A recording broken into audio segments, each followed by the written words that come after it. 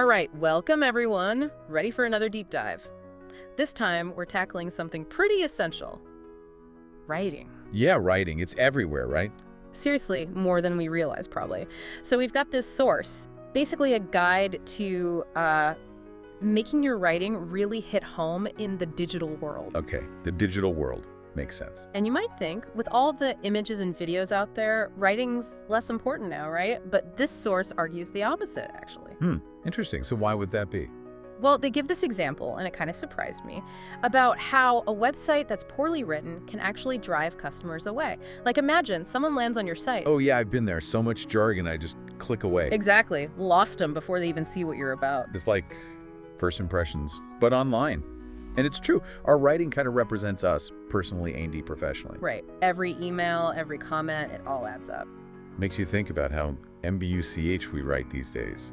When you stop and think about it, how much are you writing each day? Honestly, a lot. More than I'd like to admit sometimes. But hey, that's why we're doing this deep dive, right? Yeah, exactly. Everyone gets stuck sometimes. Totally. Speaking of stuck, what about writer's block?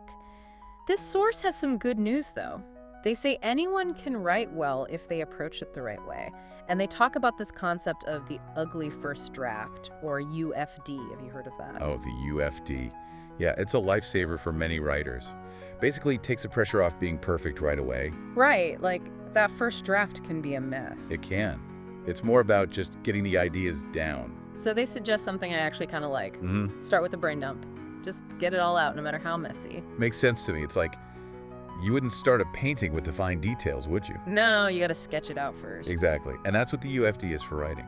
You remove that pressure to be perfect from the get-go, and suddenly the ideas start flowing. They do. You get more creative, more original, just by letting go of that initial need to be perfect. I love that. So, okay, you've got your messy first draft. What's next? This source makes a huge deal about that very first sentence. The first sentence, what about it? They call it make or break for grabbing the reader's attention. Well, that sounds kind of dramatic. It is, but they've got a point. Like, think about it. You start reading something, and that first sentence is boring. Yeah, you're already losing interest. Exactly. They use this example from a health organization. The original opening sentence was long, dry, jargon-filled. Ugh, sounds painful. Right, but then they revised it. Same info, but bam, it hits you. You want to keep reading. So what's the secret? What makes a good first sentence? They call it front-loading information. Basically, don't bury the good stuff. Hit them with the most important, most interesting thing right away. Because people are busy, right? They want the good stuff up front. Exactly. No time for running starts. So for our listeners, how can they use this front-loading idea in their own writing? Well, it depends what they're writing, obviously. But think about that key piece of info that'll hook your reader and put it right at the beginning. So like an email. Instead of, hi, so-and-so. Boom. Hit them with the main point or a question that makes them curious. Respecting their time. And grabbing their attention. It applies to more than just the first sentence, too. It's how you structure the whole piece. Keep them hooked. From start to finish. Now, this one surprised me. Facebook. The source says most engagement happens outside of normal business hours. Really? Huh? Huh. That is interesting. I know, right? Why do you think that is? People are at work, right? Well, think about it. When are you most likely to be scrolling through Facebook? Probably evenings, weekends. Exactly. Downtime, not thinking about work. They give this example of Prep Obsessed, a company that totally nailed this. They timed their posts for when their audience was actually online. Smart. And they used language that their target audience really responded to. So it's not just about having good content, it's about knowing your audience and speaking their language. It's like that old saying, right message, right time, right place. Exactly. Applies to any communication, not just social media. Okay, speaking of knowing your audience, the source has some things to say about the dreaded About Us page. We've all seen those. Super boring or full of corporate jargon. Oh, yeah. But they say the best About Us pages aren't about bragging about the company. So what are they about then? It's about building a relationship with the person who's reading it. They actually compare Toys R Us and Coca-Cola. Interesting. Toys R Us is very straightforward, just facts, kind of dull. Coca-Cola, though, they're engaging. So it's not just listing accomplishments, it's about making that visitor feel like they're part of something. Yeah, like they matter to you. Not just a transaction. That human touch. Makes sense. So how do you make an About Us page that's actually, well, Human. human? Well, the source suggests kind of flipping the script. Instead of thinking company bio, think welcome mat. Like, this is your first impression for anyone wanting to know more. Okay, I like that. So instead of facts and figures, Tell your story. yeah, How'd the company start? What are you passionate about? What are your values? the stuff that makes you, you. Right. And don't forget visuals, images, videos. They can make a big difference. So a picture is worth 1,000 words, but But a good image makes those words even stronger. It's like giving your page another dimension. what else can you do? Any other ways to jazz up that About Us page? Think creatively. Slideshows, timelines, even interactive maps. Tell your story visually. I like it. And the source also mentions using pull quotes, those little snippets of text you highlight. Right? Pull quotes. Yeah, they're great for emphasizing key points. Or Adding a little personality. Exactly. Plus, they break up big blocks of text. Makes the page more visually appealing. It's like adding spice to your writing. That's a great way to put it. It's about keeping things interesting, holding that attention. Right, and that reminds me of that Facebook thing again. Most engagement happening outside work hours. It all comes back to that, yeah. We're busy people. So our writing needs to be Engaging enough to cut through the clutter. Think about when you're scrolling Facebook yourself. What makes you stop and read something? honestly a catchy headline, maybe, or a picture that grabs my eye. Exactly.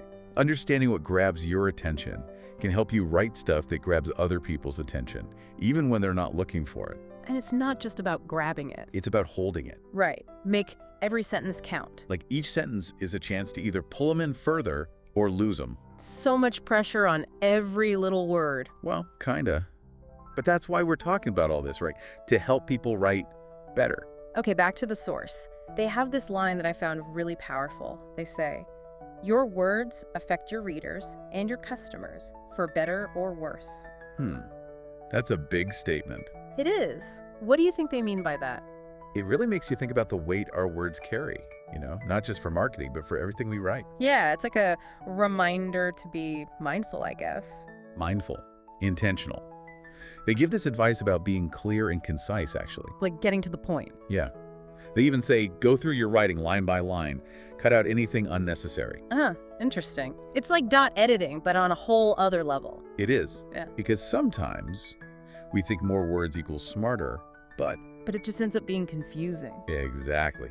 So, choose your words carefully, make them count. Doesn't mean it has to be boring, though, right? Nope, not at all. You can be clear and interesting.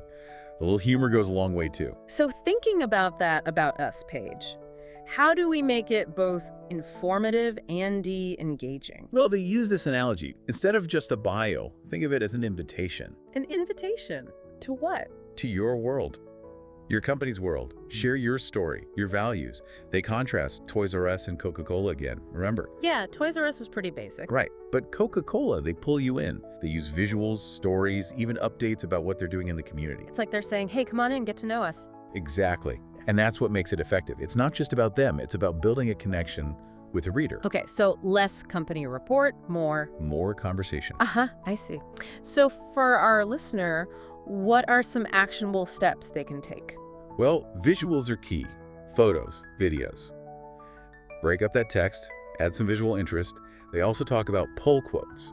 Those little snippets of text you highlight, right? Exactly. They draw the eye, and you can use them to emphasize key points or add some personality. Makes sense. So it's about making it visually appealing, too. Absolutely. Remember, we're visual creatures. And don't forget that conversational tone we talked about. Right, like you're talking to a friend. Exactly. No jargon, no stuffy language. Just be yourself, be genuine.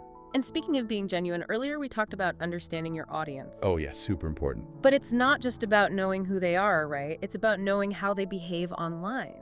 You're hitting the nail on the head. The source emphasizes this idea that people engage with content differently depending on their mindset. Remember that Facebook statistic? About engagement being higher outside of work hours. That's the one. When we're relaxed, browsing online, we're looking for different things. So how do we tap into that? How do we make our writing stand out when people are in that browsing mode? Think about what you respond to when you're scrolling through your feed. What catches your eye? Good question.